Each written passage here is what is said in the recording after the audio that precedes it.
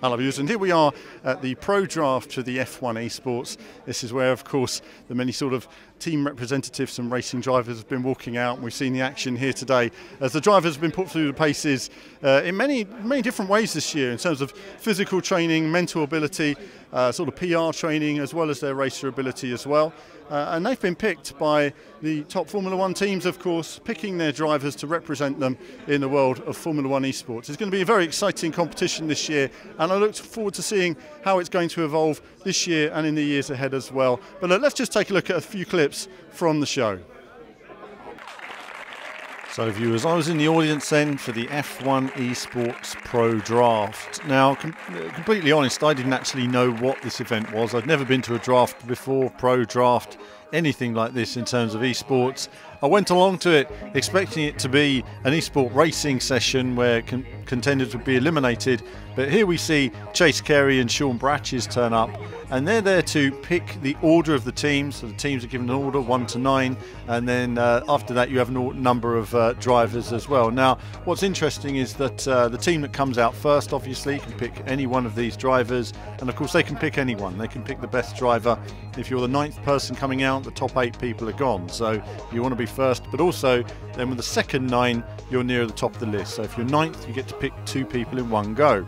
Here we see Matt Gallagher up at the up beside us there, who was discussing his contenders, who he felt were going to be the top drivers that everybody was going to be after, and why they were going to be after them as well. And we had, of course, Johnny and Jack here discussing their feeling on the drivers from last year and this year, and the strengths and weaknesses, and just discussing those as well. So how this whole event worked was there were representatives from each Formula One team, excluding Ferrari, and they would pick the driver they wanted to hire full-time to join their team. And they came down, and so the whole evening was spent watching them choose their drivers and discussing a little bit discussing why. It was all a bit vague. They would often come down the steps and say, well, we want this driver, this is the one we've chosen, and he's not been picked, we're really happy, we've got just what we wanted. It is very, well, it doesn't happen that anyone would pop down and say, damn, the 2 guys we wanted are gone, we're going to have to take the guy who was 3rd, 4th, 5th, 6th or 7th on our list. Either way, all of these guys are very talented when it comes to racing Formula One. I think as I learned as the evening went on that the issue here wasn't about how talented these guys are when it comes to their racing, it was what's the package. Are they physically in good shape? Are they mentally in good shape? Are they able to do the PR? Can they represent your brand effectively? It was much more also GT Academy training as well in terms of the driving and the mental training side of it. And these guys are going to be full-time representing Formula One teams. You need people who behave well at all times, that learn, that listen, and dedicate themselves in the right way. And I did find this was an interesting selection, and I think sometimes when Matt had picked a few drivers, he picked the very best racers.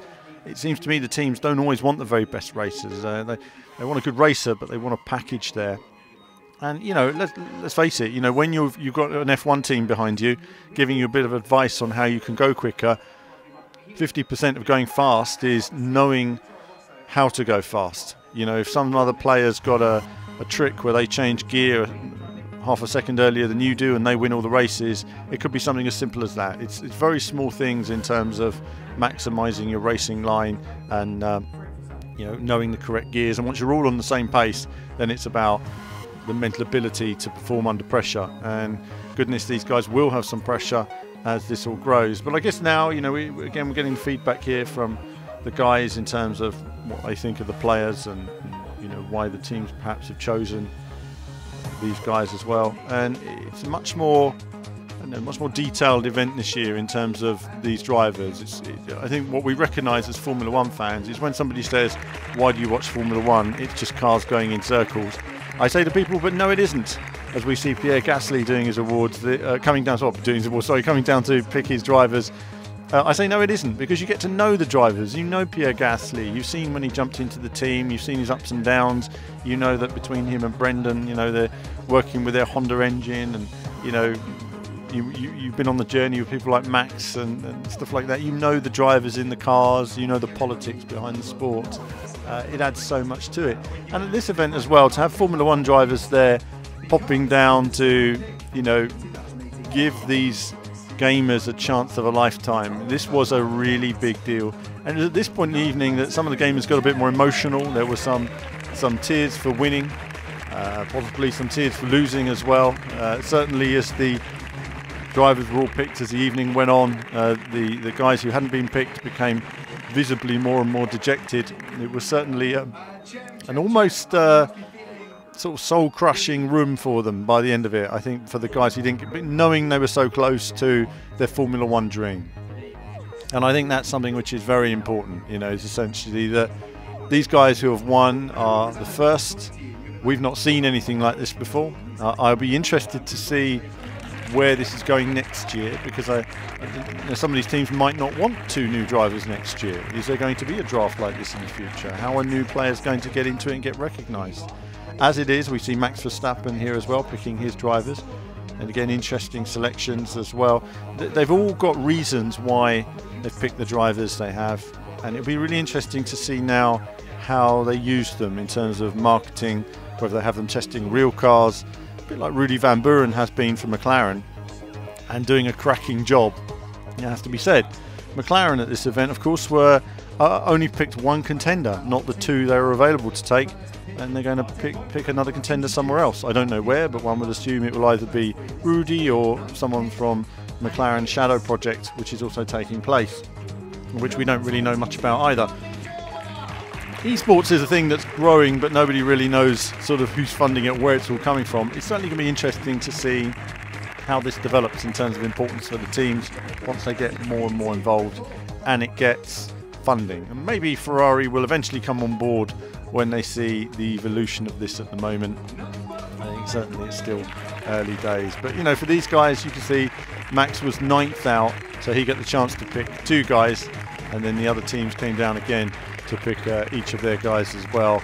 So both of them so happy, and, you know, can't blame them. It's a great opportunity to, you know, show off your talents and just change your life completely. So great result for them. A big well done to all of the guys who got through. I'll probably do my best to catch up with them for interviews later in the year and try and get some access to it. It's never easy with Formula One, but we will do our best to try and get some access and, you know, see how, follow this as it continues as well on the Team VV website, and we'll be having more esport news and racing news on there to see how it develops in the coming months and years. But certainly for the next 6 months it'll be very interesting, and eventually we end up with Sean Bratches after the conclusion of all the drafts. Obviously very dejected players who didn't get through, ecstatic players who did, and start of a sort of new era of getting racing gamers into the world of F1. It's impossible to get there without bags of cash, and certainly this is another option to get involved in a sport that we all enjoy immensely. But that's it from me for now on this report for F1 Esports, and there'll be more from me very soon.